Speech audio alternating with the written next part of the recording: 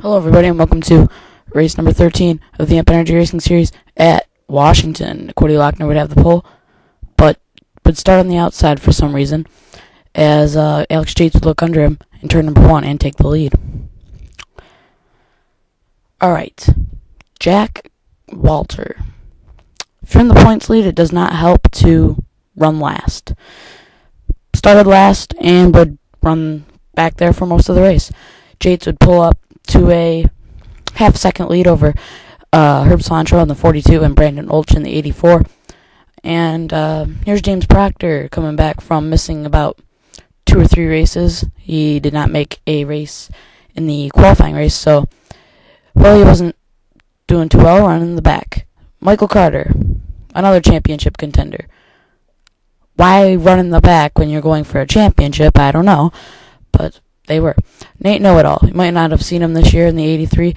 This is his 3rd or 4th race. His average finish is 37th.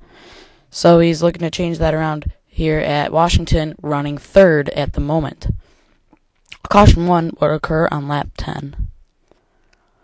Nick Cazzoro, last year's champion, would turn Bobby Zalorno into Sean Glossum. Zalorno into the wall, and amazingly, he survives after that hit at Luis Tellez. He would be carried out on a stretcher. This is on board Tellez. He is okay and will return next race. No major injuries to him. Nasty hit right there. Take one more look at this.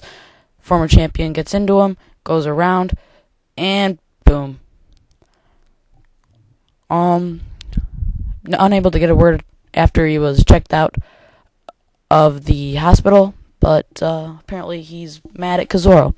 Yates would lead on the restart with Cody Lochner right behind him, both rookies, ironically, and he would carry him down into turn number 1, single file. Cody Lochner would look to the inside, but that car would not be strong enough, as Yates would pull to a 3 or 4 car length lead into turn number 3. Caution 2 would occur on lap 17. Christopher Cazzoro. Another Cazzoro will start a wreck as he gets into Ross Kirkton in the 98 and turns him into the wall. Nate Know-It-All involved. Kinzen up and over. And everyone just piles in. Take a look from our spectator camera. This is Jack Cronin Walter, our point leader, involved. As about 9 or 8 cars involved in this one. This is looking at Todd Kinzen. Up and over he goes. Over Jorge Hernandez, and everyone just piling in. Most cars would keep going. Yates would lead him into the pits, and he would get out of the pits first, as he would lead him down to the green flag. With Brandon Olch in second, that 84 car, doing pretty well this year, meets expectations from that team. Caution 3 would occur on lap 23. Cody Lochner and Brandon Olch get together, and pretty much the same as both other wrecks that we've had, and everybody decides to pile into the wreck. Apparently they wanted their car to be damaged, so they drove full speed into a massive pile of cars. Jerry Richardson, after the second round of pit stops, would be the leader, and he would have a tail end of the lead lap car, Christopher Cazzoro, in his way. No harm done, he gets around him. Caution 4 would occur on lap number 29. Nate Know-It-All, turned by Dan Cazzoro on the back straightaway, and Ross Kirkton. He would slide on the wall, not harm done to his car, he would keep going. But then another wreck on this lap. Jonathan Ringer gets turned by Frank Haxon. They both go into the wall. Olch involved, and everybody, again, is involved. Justin Bazzani drives into the back of Ross Kirkton. Clarence involved.